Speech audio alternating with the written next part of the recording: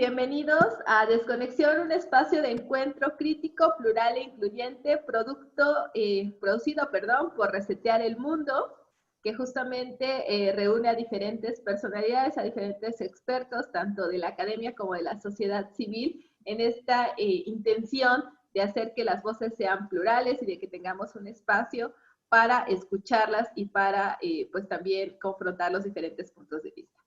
Hoy vamos a tener de invitada a Patricia Rosas Lopategui, que es profesora de literatura mexicana e hispanoamericana en la Universidad de Nuevo México, Estados Unidos.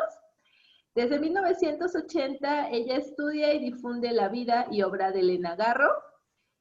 Sobre ella ha publicado su biografía en 2 tomos, Yo solo soy memoria, 1999, y Testimonios sobre Elena Garro, 2002. También ha hecho una edición crítica sobre el periodismo de Elena Garro, que está patente en la edición de El asesinato de Elena Garro 2005 y 2014, y de su poesía inédita bajo el título Cristales de Tiempo de 2016. Ha elaborado las antologías Óyeme con los ojos, de Sor Juana al siglo XXI y Transgresión femenina, ambas publicadas en 2010, entre otras. Asimismo, editó El teatro de Elena Garro en Obras Reunidas 2 de 2009, Nahui Olin, Sin principio ni fin 2011, y las obras completas de Guadalupe Dueñas 2017. Cabe destacar que recientemente publicó Diálogos con Elena Garro, editado por Gedisa, 2 volúmenes en donde compiló las entrevistas de la destacada autora de Los recuerdos de Porvenir, una obra de 1963. Como vemos, nuestra invitada del día de hoy tiene una amplísima trayectoria y literalmente es una especialista en Elena Garro. Y bueno, pues, Patti, muchas gracias por aceptar nuestra invitación. Es un honor tenerte aquí con nosotros. Esperemos que tú también estés muy contenta a lo largo de esta entrevista y nos puedas ahora sí que ilustrar con todo este conocimiento que has adquirido durante la trayectoria de investigación, que creo que es toda una vida dedicada a Elena Garro. Sí, pues muchas gracias a ustedes, a todas las que conforman este grupo, todas y todos. Y para mí es un placer estar aquí y hablar siempre de Elena Garro. Claro que sí, muchísimas gracias. Y como pueden ver, yo estoy muy preparada para el Día de los Muertos. Tengo aquí mi zompantli. Sí. Y mi Catrina también, que lleva su perritos, mi Catrina de José Guadalupe Posada. Entonces estoy muy contenta. Muchas gracias. Muchas gracias a ti. Y bueno, en este contexto de Día de Muertos y de rendir tributo a las figuras de la literatura mexicana, justamente tú cuéntanos en todo ese bagaje que has acumulado con los años, ¿quién es Elena Garro? Si alguien llega y te dice, un neófito, yo no soy una especialista en Elena Garro, ni amo los recuerdos del porvenir, pero creo que si alguien llega y te dice, con total desconocimiento, ¿quién es Elena Garro? ¿Tú qué dirías sobre Elena Garro? Bueno, yo diría que Elena Garro es una escritora, una de las escritoras más importantes del siglo XX, no solamente mexicano o en lengua española, sino de la literatura universal. Diría que es una escritora que renovó el teatro en México a finales de los años 50, porque ella incorporó el mundo de la fantasía o el mundo de la magia en el teatro. Es decir, que ella rompió con el teatro tradicional que se venía haciendo en México. Entonces es una dramaturga que innovó el teatro en México. Diría también que es una escritora que como novelista igualmente fue muy experimental y renovó la narrativa en la literatura en lengua española y también la cuentística, ¿no? Con uno de sus cuentos más emblemáticos, que es La culpa es de los tlaxcaltecas, entre muchos otros. Diría que es una escritora que fue muy prolífica, que no solamente se dedicó a renovar el teatro, la novelística, la cuentística, que fue también poeta, y que fue una mujer que se preocupó por la injusticia social por terminar con la corrupción y con los abusos a los campesinos, a los indígenas, que luchó por democratizar México en los años 60, que fue una mujer muy valiente, transgresora, implacable en su lucha por la justicia y también una gran defensora de la igualdad de género. Entonces, una mujer realmente fuera de serie, porque en los años 50 y 60 en México había un gobierno muy autoritario, la dictadura del PRI, y que ella se enfrentó con todo un sistema, sola, sin partido político, porque Elena Garro nunca perteneció a ningún partido político, ella defendió ante todo la libertad de expresión, nunca pactó con el poder, y que tuvo que pagar una factura muy alta. Sin embargo, es una mujer, un ejemplo a seguir. Ok, sí, ahí creo que, bueno, como especialista en Elena Garro, tú tienes ese bagaje, ¿no? Porque en su momento, y ahí vamos un poco a que durante cierto tiempo, un gran periodo de tiempo, se le tachó un poco de escritora maldita, ¿no? ¿Por qué? Porque justamente esta situación que atravesó con su exmarido, con Octavio Paz, después también que se le relacionó mucho con unas posturas anticomunistas, y esto tras la postura que ella asumió en los años 60, particularmente después de la representación, perdón, de la represión de los estudiantes en el 68, ¿no? ¿Cómo podrías articular pues pensamiento o idea social que se tiene de Elena Garro con justamente lo que tú has estudiado de ella y y cómo se asumió en México la figura tras este movimiento del 68 en particular con ella, ¿no? Sí, claro. Sí, definitivamente hay muchos mitos que orquestó el poder para descalificar, desacreditar y eliminar a Elena Garro de la vida política, cultural, social de México. Elena Garro comenzó su activismo social a finales de los años 50. Se involucró, su primer digamos, intento o, bueno, toda una lucha para defender a los campesinos fue en la comunidad de Aguatepec, Morelos. Ahí los comuneros estaban siendo asesinados, los encarcelaban, los envenenaban, etcétera, ¿no? Y Elena se involucró en ese movimiento para que no los despojaran de esa gran comunidad que era Aguatepec. Y efectivamente, en enero de 1959, ganaron los comuneros, liderados, encabezados por Elena Garro, entre otros grandes activistas del momento. Ganaron el juicio legal. El juez les concedió la razón en enero del 59. Pero en ese momento el presidente de México, Adolfo López Mateos, le pidió a Octavio Paz que por favor removiera, sacara a Elena Garro de México porque estaba causando muchos problemas. Entonces Elena tuvo que salir al exilio, podríamos decir, un exilio forzoso, ¿no? Claro, por supuesto, y se fue a París, a Europa, en febrero del 59, ya está allá, digamos, instalada, pero Elena nunca va a cejar, nunca va a desistir de su lucha, ¿no? Y ella regresó a México en el verano del 63. Y el castigo no le sirvió de nada, ¿no? Porque no solamente se involucró nuevamente en el activismo social, sino que ahora su activismo va a ir a todo lo ancho y largo de la República Mexicana, ¿no? Se va a defender a los campesinos, va a involucrarse con Carlos Alberto Madrazo. Para 1965 Elena está involucrada en el movimiento madracista para reformar el partido en el poder, el PRI, ¿no? Y obviamente entonces Elena, como hemos dicho, no va a ser una piedrita, sino que va a ser una piedrota en el zapato que va a molestar muchísimo al sistema, ¿no?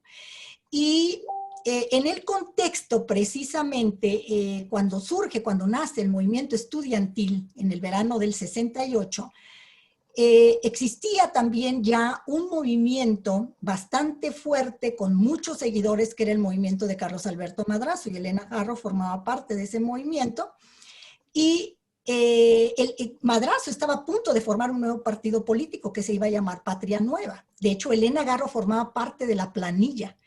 Y claro, bueno, entonces ya sabemos que el gobierno, ¿no?, de Gustavo Díaz Ordaz, junto con obviamente su secretario de Gobernación, Luis Echeverría Álvarez, la policía secreta desempeñó un papel muy importante en la masacre de Tlatelolco, y el 2 de octubre, bueno, pues ya sabemos lo que sucedió. En ese contexto es que el gobierno va a encontrar la coyuntura perfecta para eliminar no solamente a Elena Garro, sino a Carlos Madrazo, al movimiento, ¿no? Y los acusaron a ellos dos de ser complotistas, de que ellos eran la cabeza de un movimiento comunista para derrocar al gobierno de Díaz Ordaz, lo cual pues, obviamente era una farsa, era una mentira que ellos elaboraron para desacreditarlos y obviamente eliminarlos. Y por ejemplo, a Carlos Alberto Madrazo lo eliminaron con un crimen de Estado, le pusieron una bomba en el avión en el que él viajaba de la Ciudad de México a Monterrey, 9 meses después de la masacre.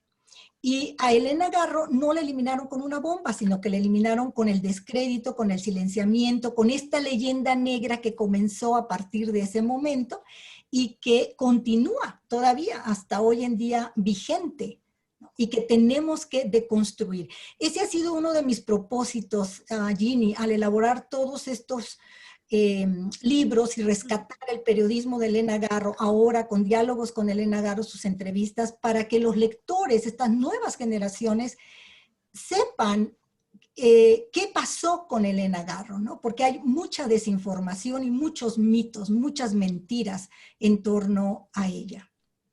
Claro, porque es justamente, si uno googlea o si uno busca, que generalmente cualquiera que no sabemos sobre alguna temática, un estudiante, no sé, incluso un estudiante de literatura que va introduciéndose en el conocimiento de la literatura mexicana, por decir algo, uno busca en internet y entonces cuando uno busca, encuentra básicamente esto, ¿no? Es esta cuestión de la leyenda negra, como bien dices, de Elena Garro, la Elena Garro siempre resentida con Octavio Paz, la Elena Garro siempre culposa o viendo como culpables a los intelectuales de izquierda como Rosario Castellanos, de la masacre, o Carlos Monsiváis de la masacre, ¿no? De Tlatelolco. Entonces, yo creo que cuando tú dices, bueno, tu tarea ha sido justamente desmitificar, ir contra esta suerte de leyenda negra, que además yo creo que en el particular caso de las escritoras o de escritoras, bueno, en el sentido de mujeres, pues tiende a pesar más, ¿no? Porque no sé si tú podrías hacer una lectura de que en este caso ella es objeto tanto de una persecución política como de una censura del Estado, ¿no? Una censura que la va persiguiendo y que va condicionando pues su trabajo, ¿no? Exactamente, sí, sí, sí. Sí, porque a partir de la masacre de Tlatelolco, después del 2 de octubre, Elena quedó prácticamente silenciada, ¿no? Y ensombrecida toda su obra, no solamente su activismo político y social, sino su obra literaria. Es decir, Elena Garro, a pesar de que en los últimos años se ha reeditado casi toda su obra, aún así, obviamente, Elena Garro no es la autora que se lee como se lee Juan Rulfo, Carlos Fuentes, Octavio Paz, incluso Rosario Castellanos, ¿no? Y Rosario Castellanos es un tema aparte. Yo creo que Rosario Castellanos también está un poco olvidada, ¿no? En fin, las escritoras tienen que luchar 3, 4, 5 veces más que los varones en la sociedad patriarcal mexicana, ¿no? Y tú mencionabas algo muy importante. Elena Garro no era comunista. Ella no formaba parte de ningún movimiento o de ningún partido político. Ella decía que el comunismo era la otra cara de la misma moneda, ¿no? Y esto, en el momento de los años 60, era realmente una posición que iba en contra de los intelectuales de izquierda, ¿no? Pero que Elena Garro decía que esos intelectuales de izquierda eran izquierdistas de café y que ella no creía, ella decía, yo no creo en los revolucionarios millonarios, ¿no? Claro. Entonces, Elena causaba obviamente mucho malestar, porque no solamente defendía a los campesinos, sino que atacaba, desenmascaraba a los intelectuales, a sus coterráneos, ¿no? En las tertulias en las que ellos compartían y también en sus artículos periodísticos. Es que hay que leer el periodismo de Elena Garro, el periodismo que yo compilé en el libro El asesinato de Elena Garro. Sobre todo les recomiendo la segunda edición, la de la Universidad Autónoma de Nuevo León, donde está completo su acervo periodístico. Ahí pueden ver ustedes, bueno, la valentía de Elena Garro realmente para esa época, ¿no? Claro, porque además, bueno, tenemos ahí, yo creo que además el dar peso a lo literario, a la creación literaria per se, y a lo mejor demeritando la creación periodística o la indagatoria periodística, también es una manera de ejercer censura, ¿no? Ella decía que, por ejemplo, siempre se asociaba su trabajo con un poco con esta vertiente del realismo mágico, particularmente en este cuento de los tlaxcaltecas, pero ella siempre trató de deslindarse, ¿no? De decir, esto que yo hago no es realismo mágico. Y me parece que ahora que tú nos estás explicando esto del periodismo, creo que también ahí ella tiene una postura de no querer ser encajonada, pero además acá yo creo que es otra suerte de valentía, de interés, ¿no? ¿Cómo crees que se da esta o qué opinarías tú de poder hacer, de que ella hacía este quiebre o esta distinción con el realismo mágico?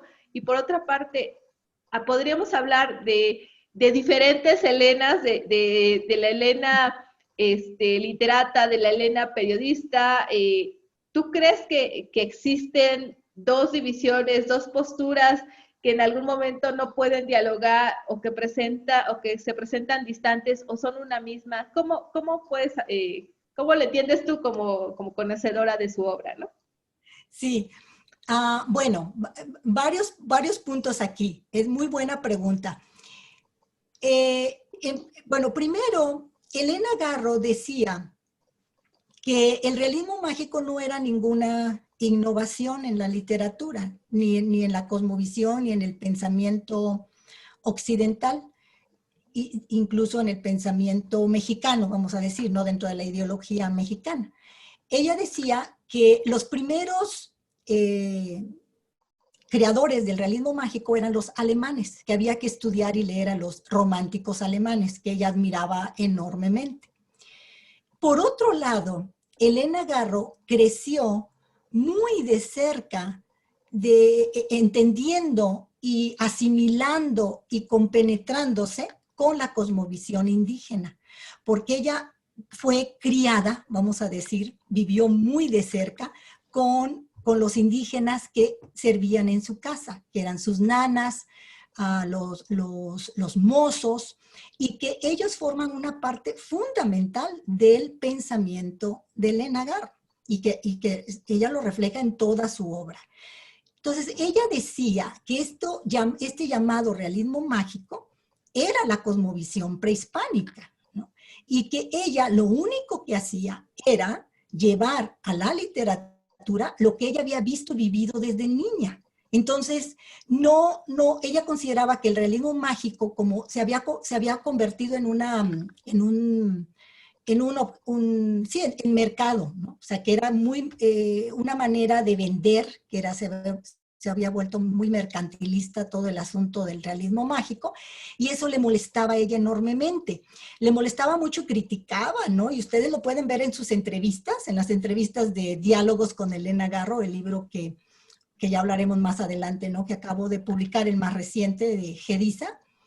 Ella ahí en muchas entrevistas menciona, ¿no? Menciona, bueno, cuando yo era niña, a mí las nanas, las muchachas con las que yo vivía, me decían, si no se duermen y si no se callan, van a venir las brujas y les van a jalar los pies, ¿no? O si dicen mentiras, la lengua se les va a convertir en lengua de conejo.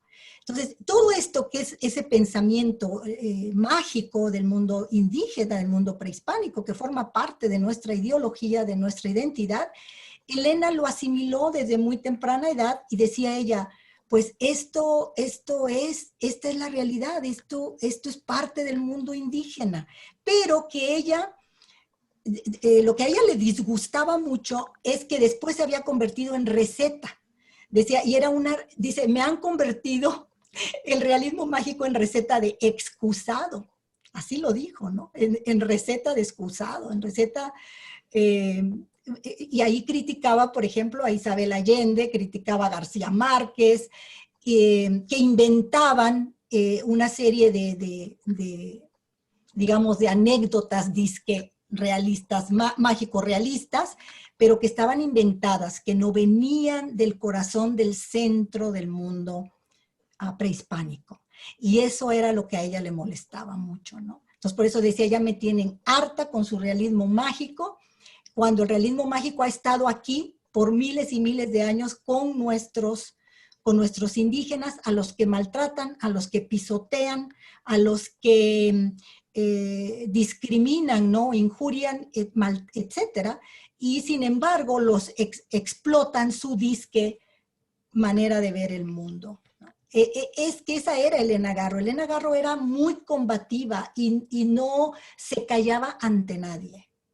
Claro, y además, bueno, estarás de acuerdo que en ese momento en particular, los años 60, son los años del boom, justamente de lo que se denomina el boom latinoamericano, que es un boom básicamente de hombres y que se reduce a muy pocas figuras, pero que es la tendencia del momento y que de hecho hay toda una serie de estudios que dicen que lo que pasó es que el boom se comió gran parte de la literatura latinoamericana, que relegó a otras figuras o que buscó justamente este encancillamiento, ¿no? Entonces, de hecho, cuando se estudia o durante mucho tiempo prevaleció esa idea, e incluso los investigadores, la gente que hace estudios sobre literatura latinoamericana, buscaba en cada obra, incluso ya posterior en los años 70, 80, que había dejado ya de ser la corriente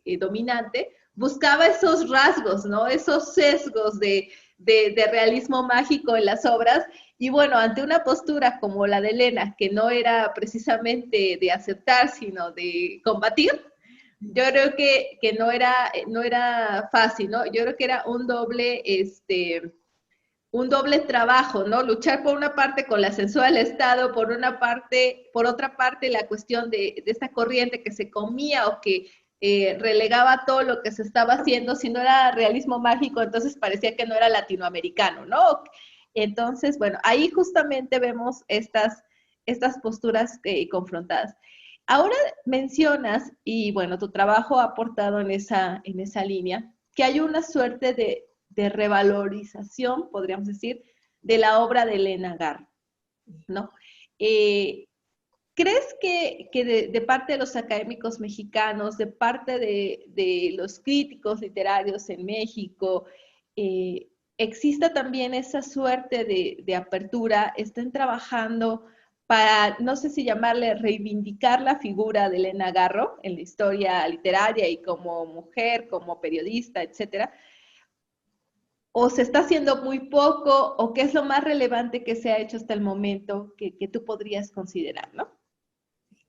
Sí, yo creo que definitivamente sí hay un cambio, ¿no? Cuando yo comencé a estudiar la obra de Elena Garro, yo la leí por primera vez imagínate, en 1976, ¿no? Y me aboqué de lleno a trabajarla, a buscarla, a estudiarla en 1980. Entonces, claro, de 1980, y podría yo decir que a partir del 2016, que fue el centenario del nacimiento de Elena Garro, es que yo he notado este descubrimiento en las nuevas generaciones, en los nuevos académicos, en las generaciones menores, obviamente, que yo, que están descubriendo a esta estupenda escritora y que sí hay, obviamente, un interés en rescatarla, en reivindicarla, en darle otra lectura, ¿no? En que hay que deconstruir esa historia oficial, o como tú dijiste, hay que desmitificar, ¿no? Tantas mentiras, tantas farsas armadas por el gobierno. Pero eso no se puede hacer. Y no es porque yo les quiera vender los libros que yo he hecho, es porque realmente creo yo que para deconstruir la leyenda negra hay que leer el periodismo de Elena Garro, que está compilado en El asesinato de Elena Garro. Créanme que esos libros, tanto la primera edición como la segunda, créanme que fue un trabajo titánico, porque buscar todo ese material que, como tú dices, estaba totalmente escondido, olvidado, en el closet, nunca nadie hablaba del periodismo de Elena Garro. Entonces, fue mucho trabajo, ya no tienen ustedes que ir a la hemeroteca, y ahorita con la pandemia, pues no pueden ir en primer lugar, ¿no? Entonces, pero ahí está el libro, ahí lo pueden leer para deconstruir, precisamente, desmitificar todo lo que el gobierno orquestó. Y obviamente también diálogos con Elena Garro, estos dos volúmenes que acaba de publicar la editorial Gediza, esos están en línea, los pueden comprar en muchas librerías que están trabajando en línea. Ahí también pueden ver quién era Elena Garro, ¿no? Porque perfecto, a mí me parece maravilloso que estén leyendo su obra, que estén leyendo su teatro, sus novelas, sus cuentos, sus memorias de España. Se han reeditado ahorita gran parte de su legado, de su producción. Pero está bien, esa es la parte literaria, magnífico, estupendo. Por supuesto, Elena vale por su obra, pero también hay que estudiar la vida de Elena Garro y qué sucedió con ella, porque como tú dices, entras al internet y empieza una serie de información, la maldita, la autora que se destruyó a sí misma, Elena contra sí, o sea, toda esta serie de aseveraciones que son realmente, que forman parte de esa leyenda negra, ¿no? De lo que orquestó el gobierno y los intelectuales, porque los intelectuales coludidos con el poder, todo ese grupito que forma parte del canon, Octavio Paz, Carlos Fuentes, Elena Poniatowska y Carlos Monsiváis y muchísimos más, Fernando Benítez, todos ellos contribuyeron, ¿no?, a esta leyenda, porque ellos estaban muy molestos precisamente con la posición combativa de Elena Garro, que los desenmascaraba. Elena decía que esos intelectuales buscaban la justicia social y la democracia, pero muy cómodamente sentados desde su escritorio recibiendo prebendas del gobierno, y que por eso no hacían la verdadera crítica, ¿no?, como lo hizo ella. Si ustedes leen los artículos periodísticos de Elena Garro, ustedes van a leer cómo ella denuncia, nombra a los terratenientes que masacraban a los indígenas. Entonces, de esa altura era Elena Garro. Muy bien y muy interesante, porque además todo esto nos abre la pauta para leer diálogos con Elena Garro, que son los últimos dos tomos de estudios que has preparado. Y bueno, si nosotros somos neófitos en el estudio de Elena Garro, ¿qué otros aspectos abordas en estos diálogos? ¿Qué podemos encontrarnos? si haces una suerte de hoja de ruta para guiarnos en la lectura, ¿qué vamos a encontrar? Porque, bueno, además estamos acostumbrados, la mayoría de los lectores o de los estudiosos, a tener una obra única, ¿no? Pero acá estamos hablando de 2 tomos, entonces, vaya que sí fue trabajo. Incluso si quieres platicarnos un poco de la metodología de trabajo que seguiste y cómo, y qué nos vamos a encontrar en esos diálogos y cómo leer esos diálogos, estaría muy, muy interesante. Claro, claro que sí. Sí, Diálogos con Elena Garro lo dividí en 2 volúmenes, aunque en realidad la numeración es una sola, ¿no? Donde termina el volumen 1, continúa la numeración en el volumen 2. El volumen 1 es antes y después del 68. Y el volumen 2 es el retorno del exilio. Entonces, en estos volúmenes yo me di a la tarea de compilar si no todas, la gran mayoría de las entrevistas que Elena Garro concedió a lo largo de toda su vida. La primera, calculo que es aproximadamente de 1941, que es una entrevista muy peculiar. No se las voy a describir para que la lean, porque es simpatiquísima y ya ahí, desde esa entrevista de 1941, vemos a la Elena Garro preocupada por la igualdad de género, ¿no? Porque Elena Garro lo estaba viviendo en carne propia desde que se casó con Octavio Paz, ¿no? En 1937.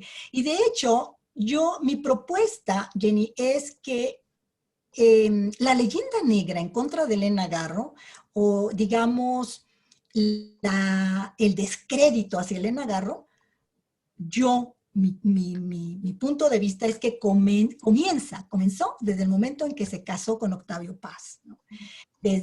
A partir de entonces. Porque Elena Garro no va a ser la típica mujer mexicana que se va a doblegar ante el marido, ¿no? O sea, que en la medida de sus posibilidades va a combatir, va a luchar, va a mostrar en su obra, por ejemplo, en su periodismo en 1941, la condición de la mujer en México, ¿no? Es una obra muy vigente, tanto su periodismo como su teatro y toda su obra posterior, novela, cuento, etcétera, en donde muestra siempre la opresión de la mujer en la sociedad patriarcal, ¿no? La mujer objeto sexual, la mujer violentada, etcétera. Entonces, en el volumen 1, una de las cosas más relevantes desde mi punto de vista es que recopilé los periódicos a partir, digamos, de la masacre. Es decir, cuando Sócrates Campos Lemus acusa a Elena Garro y a Carlos Madrazo, entre otros políticos, de ser la cabeza del movimiento comunista para derrocar al gobierno, y luego lo que Elena Garro respondió ante esa acusación, ¿no? Entonces, ahí están los documentos, los periódicos, lo que dijo la prensa, cómo obviamente el gobierno manipuló todas estas declaraciones. Sócrates Campos Lemus, que posiblemente estaba infiltrado en el movimiento, ¿no? En fin, entonces ese es para mí eso fue uno de los logros más importantes en el volumen 1, porque nunca jamás se había hecho eso, nunca se le había mostrado al lector, miren, aquí están las evidencias, lo que dijo la prensa en su momento, vean cómo inventó toda esta farsa, lo que dijo Elena Garro, cómo la prensa lo manipuló, lo que sucedió con los intelectuales, con Octavio Paz, con Carlos Fuentes, que Octavio Paz aparentemente protestó en contra de la masacre y supuestamente renunció a su puesto como embajador de México en la India, lo cual es otro mito. Es un mito, es una farsa. Octavio Paz no renunció, se puso en disponibilidad, que en otras palabras pidió una licencia, nada más, y siguió cobrando su sueldo. Y se dedicó a dar conferencias en Estados Unidos y en Europa. No regresó a México a solidarizarse con los chicos que estaban siendo violentados en las cárceles, etcétera, ¿no? Entonces, hay toda una serie de mitos que todavía tenemos que de construir y que me alegra mucho, desde luego, que las académicas, las lectoras, los lectores estén leyendo a Elena Garro, pero que también tienen que mirar hacia ese otro aspecto de la vida de Elena para realmente hacerle justicia. Claro. Qué bueno poder hacer toda esta reconstrucción, no sé si decirle express un poco para adentrarnos y que nos marques esta hoja de ruta de lo que vamos a encontrar en estos diálogos. Y bueno, ya acercándonos un poquito hacia el final de nuestra entrevista, quisiera saber, bueno, tú que conoces a profundidad la obra de Elena, ¿hay alguna obra en particular que sea como, sabemos que la cuestión política y su compromiso permea en toda ella, pero hay alguna que sea como fundamental, o sea, que digas, aquí está patente tal cual el compromiso político de Elena Garro? Y por otra parte, bueno, si podríamos considerar a Elena Garro con todos estos antecedentes que tú dices de la igualdad de género, alguna de las primeras escritoras feministas en este país de lo que ya se denomina como tal feminismo hacia el siglo XX, y si hay alguna obra también que se alinee con esta tendencia. O sea, hay una que esté vinculada más con el compromiso político y otra con la cuestión feminista. Sí, claro que sí. Bueno, para la cuestión del compromiso político y social, desde luego, pues los recuerdos del porvenir. Pero también, Y Matarazzo no llamó. Y Matarazzo no llamó es una novela extraordinaria de Elena Garro, en donde ella fusionó dos momentos claves de su vida. Por un lado, el movimiento ferrocarrilero, en el que ella participó, no tan activamente como lo va a hacer después con Carlos Alberto Madrazo, pero también apoyaba obviamente digamos, las huelgas de los ferrocarrileros. Ella iba a las manifestaciones, llevaba altavoces para que pudieran escuchar a los líderes, etcétera, ¿no? Y esto lo cuenta Elena Garro en las entrevistas, en esas entrevistas que aparecen en el volumen número 2. El volumen número 2 es el retorno del exilio, es decir, después de que Elena Garro estuvo casi 20 años fuera de México, cuando ella regresó, le hicieron muchísimas entrevistas y son realmente deliciosas todas esas entrevistas, porque no solamente habla de lo que le está sucediendo en ese momento, los últimos 5 años que vivió en Cuernavaca, también en condiciones realmente deplorables, sino que también hace un recuento de su pasado, ¿no? Entonces, Y Matarazzo no llamó, fusiona ella esos dos momentos. Por un lado, el movimiento ferrocarrilero y por otro lado, lo que fue la masacre de Tlatelolco. Es una novela extraordinaria, es una novela breve que se llama Y Matarazzo no llamó. Que ahí vemos el compromiso también político y social de Elena Garro, del punto de vista más, digamos, de los obreros, ¿no? En los recuerdos del porvenir es el compromiso social con el campo, la traición a la Revolución Mexicana. Y bueno, entonces esas dos novelas son claves. Y por supuesto están todos sus cuentos de compromiso social, de injusticia social, pero mencionemos por lo pronto estas dos novelas. Y para cuestión de género, pues sí, para cuestión de género hay obras claves como El rastro, Los perros, La señora en su balcón, que estas son piezas en un acto, que son las primeras obras de teatro de Elena Garro de finales de los años 50. Esto en cuanto a la dramaturgia, porque en toda la obra de Elena Garro está presente la opresión femenina. Y una cosa que quisiera mencionar, Ginny, es que el compromiso de Elena Garro con la igualdad de género comenzó desde 1941. Mira, en 1941 Elena Garro era periodista, trabajaba en una revista que se llamaba Así, y ella ingresó a un penal, a un reformatorio para mujeres menores de edad. Entró como periodista encubierta para descubrir todas las atrocidades que se cometían con todas estas niñas, mujeres que eran de escasos recursos, mujeres pobres. Ahí ves ya la mirada de Elena Garro, una mirada enfurecida por la discriminación y por la opresión de la mujer, ¿no? Entonces, Elena, por supuesto que es una es una escritora feminista pionera del feminismo en México.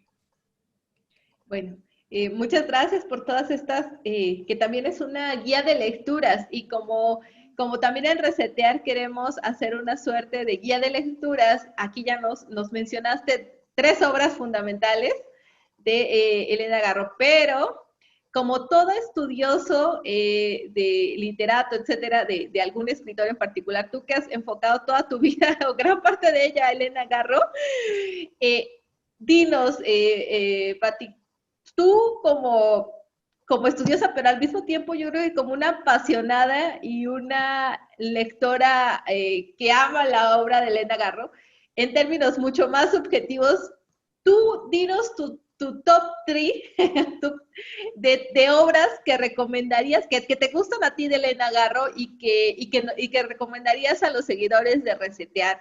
Y bueno, y si puedes hacer una acotación chiquita de por qué cada una, estaría genial, ¿no? Sí, claro que sí. Bueno, es una pregunta muy difícil, Jenny, Sí, porque sí. me gusta todo de Elena Garro, todo, todo, todo lo de Elena me lo devoro, lo leo, lo releo y lo releo y siempre encuentro nuevas vertientes, nuevas pistas, ¿no? Elena nos da pistas en toda su obra. Pero bueno, para nuestros lectores, bueno, por supuesto los recuerdos del porvenir. Yo creo que ese es fundamental leer los recuerdos del porvenir, ¿no? Y Matarazzo no llamó, ya se las mencioné. La poesía de Elena Garro. La poesía de Elena Garro también es muy trascendente, porque también ahí vemos no solamente la opresión femenina, que ella la vivía en carne propia, son poemas que hablan directísimamente de su relación con Octavio Paz, ¿no? por decir algo. Habla del exilio, habla de su infancia paradisíaca. Lo recuerdo, perdón, Cristales de Tiempo es el poemario de Elena Garro que está disponible. Yo les digo a ustedes que si les interesa comprarlo, simplemente mándenme un mensaje por Facebook, yo siempre contesto y les indico dónde pueden adquirir el poemario de Elena Garro, ¿no? Que yo se lo súper recomiendo. De las obras de teatro, ya les mencioné, Los perros habla de este ciclo de violencia en contra de la mujer, ¿no? Las mujeres que todavía vemos como en los pueblos, las mujeres siguen siendo, digamos, las secuestran, ¿no? Y bueno, pues no solamente en los pueblos, ¿verdad? Hoy en día Elena Garro está tan vigente desafortunadamente, en cada rincón de la República Mexicana. El secuestro de las mujeres y en el caso de los perros, como las violentan y bueno, destruyen su vida, ¿no? Y cómo las ve la sociedad en el momento en que son violentadas. Creo que la realidad mexicana en estos momentos es todavía mucho más cruda, desgarradora de lo que Elena nos mostró en Los perros, sin obviamente minimizar lo que Elena retrata ahí, ¿no? El rastro, les recomiendo esta obra, El rastro, es el hombre que llega alcoholizado a su casa, a su jacal, y mata a su esposa que está embarazada del hijo de ambos, porque la sociedad patriarcal machista lo ha discriminado, lo elimina del grupo porque él se ha enamorado de Delfina, porque ya se le acusa de que su mujer lo domina, lo controla, que él ha dejado de ser el que lleva los pantalones en la casa, ¿no? Entonces, es una obra también muy, muy vigente, muy relevante, que se llama El rastro. Otra obra que les recomiendo muchísimo es Benito Fernández. Benito Fernández, Elena Garro ahí hace un análisis de la historia de México y deconstruye todos los mitos de la historia oficial. Les recomiendo Benito Fernández. Todo esto está en el Teatro de Elena Garro, que el Fondo de Cultura ha reeditado. Y en cuanto a novelas breves, por ejemplo, también está Inés, que es otra obra que habla de la violencia en contra de la mujer, creo que con eso tienen algo. Bueno, los cuentos de la Semana de Colores son extraordinarios también, ¿no?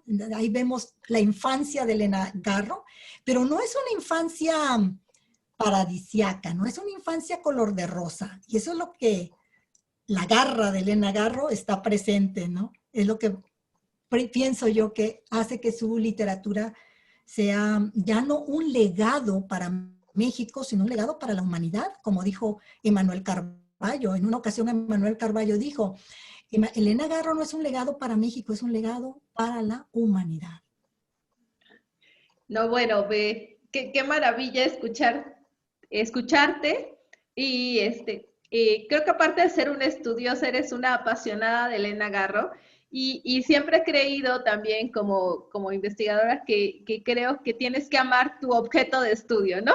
En este caso, tu sujeto de estudio y creo que no hay mejor manera de ejemplificarlo que con esta pasión que tú haces de decir, bueno, te pedimos 3 obras, pero nos das más y nos dices, miren, es fundamental leer esto por esto, y además, como bien dices, la vigencia del pensamiento de Elena en este contexto en el que pensaríamos que ya no existe que no existen esas violencias porque, bueno, hay más derechos para las mujeres y todo, pero ahora sí que vemos las estadísticas de feminicidios, vemos la justificación o la explicación que dan los feminicidas de por qué lo hicieron, y entonces yo creo que de alguna otra manera regresas a ese espacio que tú planteabas de este cuento del rastro, parece que vuelves ahí, ¿no? O sea, parece que no has salido de ese México, no has salido de ese lugar, porque además la violencia de este tipo, el feminicidio, no es solo México, es el mundo, son los espacios, son las violencias que ahora estamos hablando de violencias digitales, ¿no? O sea, parece que en lugar de reducirse encuentran un espacio mayor en el cual manifestarse, ¿no? Y ahí, por ejemplo, yo creo que como si eso sería, bueno, ¿y qué diría Elena Garro ahorita, no? Si estuviera viva, ¿qué diría Elena Garro? Yo creo que la veríamos en cada marcha, acompañando a las madres, a los padres, en cada una de estas manifestaciones, yo creo que aterrada y al mismo tiempo furiosa, ¿no? Exacto, Jenny. Aterrada, furiosa y también, esto que te voy a responder es con base a las entrevistas, claro. Porque precisamente cuando ella regresó y pasó estos últimos 5 años de su vida en México, pues ella obviamente veía la realidad, que no había cambiado nada, al contrario, que estaba peor de cuando ella había luchado por los campesinos en los años 50 y 60, ¿no? Por ejemplo, con la privatización de la tierra que llevó a cabo Salinas de Gortari. Entonces, Elena Garro, por un lado, sí estaba furiosa de que toda su lucha no hubiera valido nada, ¿no? Y también se sentía muy, muy triste de haber... Había momentos en que hay momentos en sus entrevistas en donde ella dice, mejor me hubiera dedicado a escribir nada más, ¿verdad? Mejor me hubiera dedicado nada más a hacer mi obra, escribir y no involucrarme en todos los movimientos sociales y políticos en donde, pues sí, en donde invirtió muchísimo tiempo en lugar de estar escribiendo. Pero después, en otra entrevista, o ahí mismo en esa entrevista, dice, no, yo hubiera hecho otra vez lo mismo. Si volviera a vivir, hubiera hecho otra vez lo mismo, ¿no?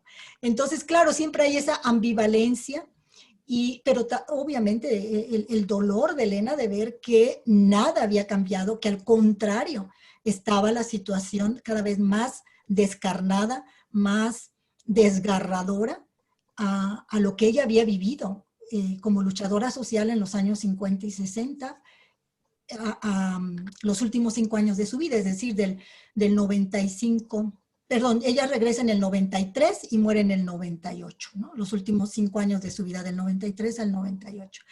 Y Jenny, si me permites, quiero traer diálogos con Elena Garro para mostrarles Claro, claro que a sí, todos ustedes. adelante. Este es el volumen uno. Ajá. Como Ya, pueden ver, wow. esta imagen es de un periódico de Excelsior, cuando Excelsior recopiló la entrevista de Elena Garro después de que la acusaron de complotista. Y es una imagen que nos muestra a Elena espantada, asustada, incrédula de que la estén acusando de ser comunista, porque en primer lugar ella no era comunista, había declarado miles de veces, si ustedes leen sus artículos periodísticos, de que ella no era comunista, ella consideraba que el comunismo era la otra cara de la moneda. Ella hablaba de las grandes masacres que cometía Stalin, Mao Zedong, etcétera, ¿no? Entonces, esta imagen, este es el volumen 1, Ok. y luego el volumen 2, que es el retorno del exilio. Esta imagen de Elena ya es una imagen cuando ella vivía en París, ¿no? Durante los años del exilio. Wow. Sí, Aquí entonces, se ven muy lindos y muy grandes. sí, ¿Cuántos años de trabajo o qué tanto tiempo te llevó este libro, Patti? este libro, Bueno, mira, estos libros. sí, estos libros, mira, es que todo es un proceso, ¿no? Claro. Cuando yo leí por primera vez a Elena Garro, Los recuerdos del porvenir, en el 76, pues no había nada sobre Elena. Elena estaba en el pleno ostracismo, viviendo en la miseria, en la pobreza. A veces pasaba un día, 2 días en que no comían cuando estaban en Madrid, ella y su hija Elena. Y yo leí los recuerdos cuando ellas estaban viviendo en Madrid en los años desgarradores del exilio. Yo estudiaba en Monterrey, en el TEC de Monterrey, estudiaba letras y leímos Los recuerdos del porvenir. No había nada, nadie sabía nada de Elena Garro, silenciamiento absoluto en torno a ella. En 1980, de pronto cae en mis manos una entrevista con Elena Garro que publicó Beth Miller en un libro que se llama 26 mujeres del México actual, que es un libro del 78 y que cayó en mis manos en el 80. Pero la entrevista que Beth Miller recoge en ese libro es una entrevista que le había hecho Joseph Somers, un profesor académico de Estados Unidos, en 1965, ¿no? Y estaba inédita.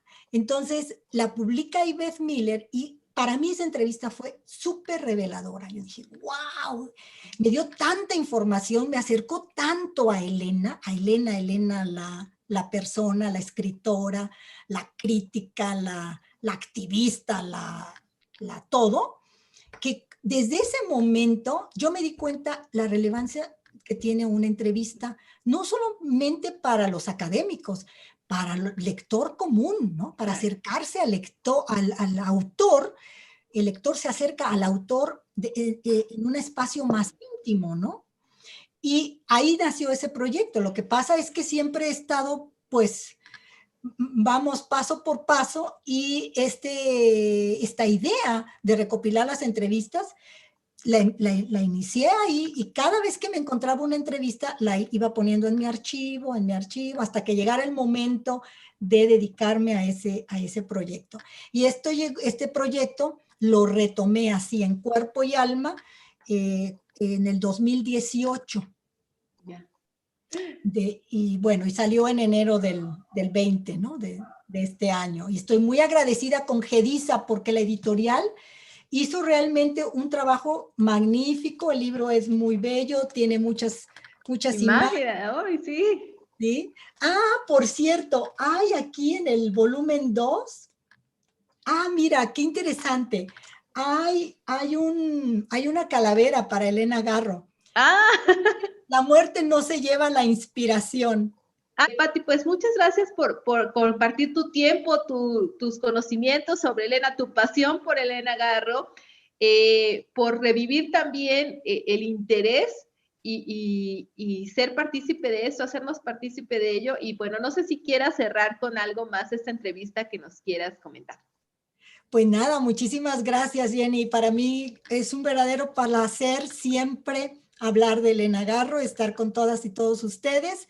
Y los invito a leerla desde su periodismo, los recuerdos del porvenir, su poesía, todo, todo, todo. Elena Garro es una pluma extraordinaria que siempre nos llena de alegría y de sorpresas. Y bueno, que es una mujer que pagó una factura muy alta por abrirnos el camino, que no debemos de olvidar eso. Muchas gracias, un placer, muchas gracias.